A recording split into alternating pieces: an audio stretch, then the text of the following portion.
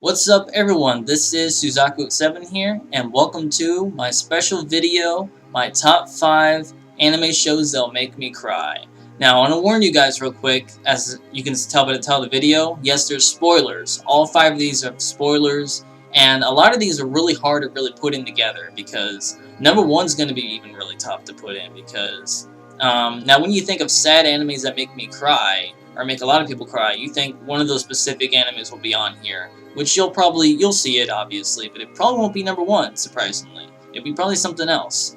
But I figured I want to do something a little bit different because, well, I haven't made a top 5 videos that, make me cry. I made like top 5 favorite strong characters, music or other stuff like video games, but I want to do something like this that a lot of people has done before, and these are 5 personal ones that really made me cry. The weird thing is that makes me cry is the fact that I gotta have music around me. Music affects my emotions, and when there's silent, I don't really cry. Even when someone passes away right in front of me, it takes me a while to adjust to actually make me cry, and it's really weird, So music affects my emotions, so that's why when I watch animes, shows that actually have emotional music, it gets to me really easily. So without further ado, let's go ahead and get started here. Number 5 is The Death of Itachi, Part 2. Now you're probably wondering why Part 2, because the first death is when he really died, when Sasuke and him battled it out. The second time is when they faced Sage Mode Kabuto, is when Itachi and Sasuke teamed up together when Itachi was still in his resurrection form. And I think this second half is just excellent. You can tell by the picture right here, is when Itachi finally told his brother that he really loves him. And he told him about everything that he did. He truly was, really sorry and everything. And it was just a really emotional scene. The anime version did great, but I think the video game version just did a little bit better, because the video game version was really the only Naruto game that made me cry. And it really got to me. The music was just outstanding. And the graphics, obviously, from the game were just spot on. Is where Itachi kind of just went close to his brother and just said, hey, I love you, and this is goodbye. This is farewell. This is final words. And it was just a great scene. And he was finally happy to actually tell him that he really loved him. And that's why I had to put that number 5. That really got to me. These two have been through a whole lot in this series. A lot of development out of these two characters. And, Itachi was never really a bad guy. He was always a good guy. And that was the surprising thing when we first heard about what actually really happened. Number 4 is Kaneki carrying his best friend Hide.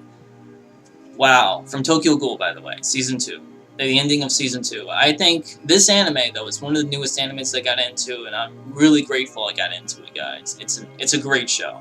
I mean, it's just so interesting, and I don't want to talk about too much about it, but this scene was just so emotional, where he starts carrying his best friend, walking towards the highway where it's snowing and everything like that, and you hear the really amazing music. Oh my god, guys, like that scene, the animation was just spot on, like top notch, and that was just, it got to me, it really did. And it was just sucks because he lost his best friend, he died right in front of him. He didn't care if he was cool or not, because he was still his best friend. He's been with him since he was a kid. And it was just a really sad scene. And, you see Kaneki very innocent. I think that scene was very powerful, and it got a lot of people. I think in the manga it was executed a little bit differently, but I digress. But yeah, that's number 4. Now, number 3, this one was really tough. And I really want this to be higher, but I had to put this on here because this was really, really good. Very sad at the same time. The Death of Yuki from Sword Art Online 2. This series, I have to say the second half of Season 2 was outstanding. Just a lot better than Season 1 second half, which a lot of people hated, but I actually liked it. But this second half of Season 2, you only knew about this character 6 episodes, and it felt like you've been with her throughout the whole series. And Yuki is just a really cool character, and she's known as Zekin. She's like the most powerful swordsman in the game. But she had like this disease, this cancer thing that's been going around her whole life. And she was stuck in a hospital, and she only had a certain amount of time to live. So Asuna, that was kind of like the main character of the second half of the series, because Kirito was kind of just a side character. Oh man, the ending of this was just executed so well. And when she kind of passed, she wanted to be in the game, because she's kind of stuck in the game. She always wanted to have fun. She was always happy. And Yuki was just a character that you really cared for. You didn't want her to go away. And when she finally passed, you know, Asuna was kind of just there. Everybody else was there telling their farewells, and she's, you know, Yuki had her final speech, and it was just so great. Oh man, very beautiful final episode of season 2 of SAO. It was done so well. I could not believe it, and I cried really hard on this scene.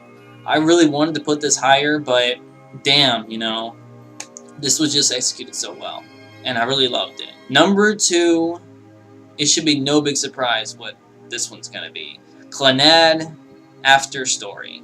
Now you're probably wondering, why is this not number 1? This should be the saddest scene of any anime ever.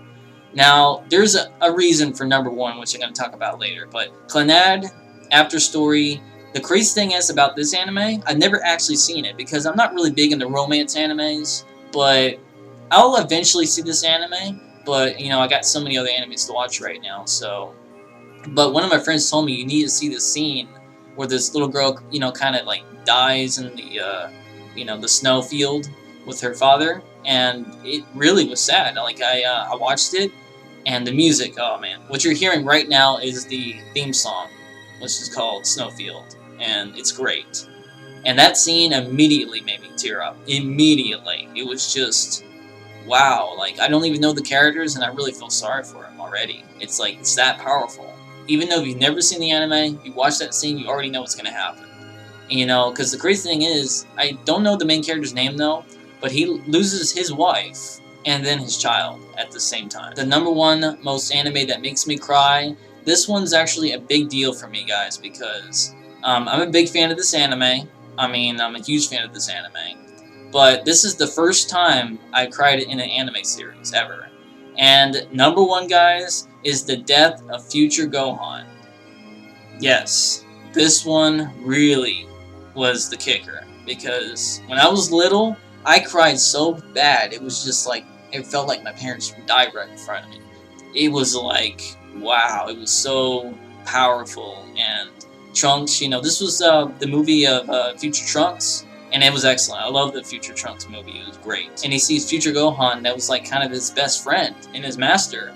He dies right in front from the androids, and that scene where he finally turns Super Saiyan, that scene is the number 1 scene, in my opinion, that made me cry the most. And when I was a kid, I cried so bad.